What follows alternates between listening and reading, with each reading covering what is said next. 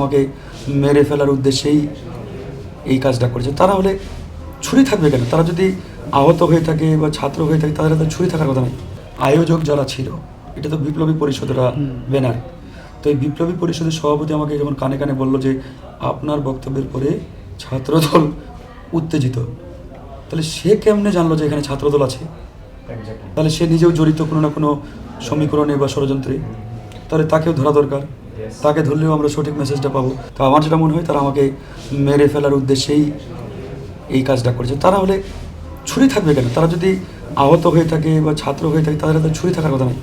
সেটাও হতে পারে। আরেকটা কারণ হতে পারে, আমরা আসলে আপনারা জানেন যে আমরা শুরু থেকেই ভারতীয় আগ্রাসন এবং আধিপত্যবাদের বিরুদ্ধে সোচ্চার, এবং ভারতীয় আগ্রাসন বিরোধী আন্দোলন কিন্তু আমরাই শুরু করি একবারে শক্তভাবে।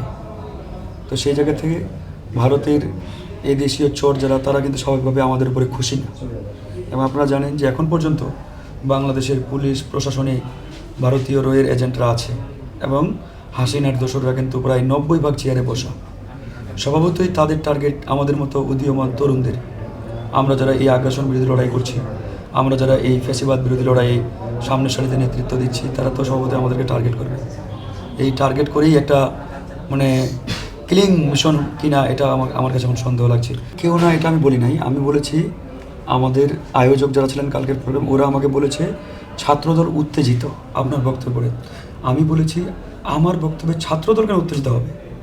আমি তো বিএনপির বিরুদ্ধে এখানে কোনো বক্তব্য দিতে আসি নাই, কিংবা এই সমাবেশটা তো বিএনপির বিরুদ্ধে কোনো সমাবেশ না। ছাত্রদল আমার বক্তব্যে উত্তেজিত। আর আমি একজন রাজনৈতিক দলের নেতা, আমি গণ অধিকার পরিষদের মুখপাত্র এবং সিনিয়র ভাইস প্রেসিডেন্ট। স্বভাবতই আমি রাজনৈতিক বক্তব্য দেবো, আমি তো কোনো সামাজিক বক্তব্য ওখানে গিয়ে দেবো না, তাই না? আমার বক্তব্য এখন কথা হচ্ছে যে ছবিগুলো আসছে, হামলাকারীরা তো চিহ্নিত, ইতিমধ্যে মিডিয়াতে সব ছবি আসছে। পুলিশ ধরে তাদেরকে জিজ্ঞাসাবাদ করুক, এটা তো ওয়ান টাইমের ব্যাপার, এটা তো আহামরি জটিলতা কিছু না। তাদের রাজনৈতিক পরিচয় বের করুক, তাহলে পরিষ্কার হবে যে তারা আসলে কোন দলের, কোন মতের। আমাদের দিকে কেউ রক্তচক্ষু দিয়ে তাকাবে, এগুলো আমরা সহ্য করবো না। তারা তো পিছন থেকে কাপুরুষের মতো হামলা করেছে। সাহস থাকলে ফেস টু ফেস হামলা করো, ঘোষণা দিয়ে আসো যে গণ অধিকার পরিষদের সাথে আমরা করতে চাই, আমরা দেখতে চাই তোমাদের শক্তি কতটুকু।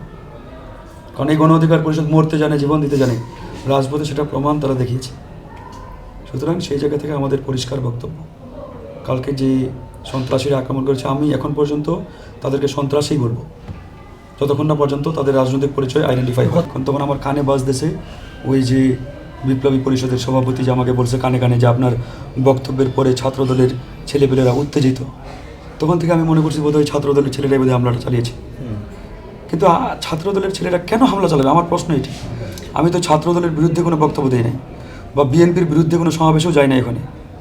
তো পরক্ষণে আমি এটা অ্যানালাইসিস করলাম, আমার সহযোদ্ধারা বললো ছাত্রদল এবং বিএনপি থেকে যোগাযোগ করছে, ওনারা বলছে যে ভাই আমাদের তো ওখানে কেউ ছিল না। এখন আরেকটি প্রশ্ন আমার মাথায় আসছে, আয়োজক যারা ছিল, এটা তো বিপ্লবী পরিষদের ব্যানার। তো এই বিপ্লবী পরিষদের সভাপতি আমাকে যখন কানে কানে বললো যে আপনার বক্তব্যের পরে ছাত্রদল উত্তেজিত, তাহলে সে কেমনে জানলো যে এখানে ছাত্রদল আছে? প্রশ্ন না? মানে সে কিভাবে জানলো যে এখানে ছাত্রদলের ছেলেপেলেরা আসছে? এটা কেমনে সম্ভব? তাহলে সে নিজেও জড়িত কোনো না কোনো সমীকরণে বা ষড়যন্ত্রে। তাহলে তাকেও ধরা দরকার। তাকে ধরলেও আমরা সঠিক মেসেজটা পাবো যে আসলে এখানে ছাত্রদল ছিল নাকি অন্য কোনো সন্ত্রাসী সংগঠনের নেতারা ছিল। সেটাই মনে করছি যে ভারতের গোয়েন্দা সংস্থা জড়িত থাকতে পারে বলে আমার কাছে মনে হচ্ছে। তা না হলে এরকম পরিকল্পিত একটা হত্যাকাণ্ডের উদ্দেশ্যেই তারা এই আক্রমণটা চালিয়েছে। তা না হলে কোনো ছাত্র কিংবা আহত এরকম কারো কাছে ছুরি থাকার কথা না। হ্যাঁ, তারা মারতে পারে লাঠি দিয়ে কিংবা কোনো আপনার দিয়ে। এখানে ছুরি বা অস্ত্র কেন আসবে? তারা তো আসলে আমাকে, হয়তো তারা আমার গলা কাটতে চেয়েছিল, আল্লাহর রহমত ছিল বিদায় গলাতে না লেগে হয়তো কপালে লেগেছে বলে আমি মনে করি।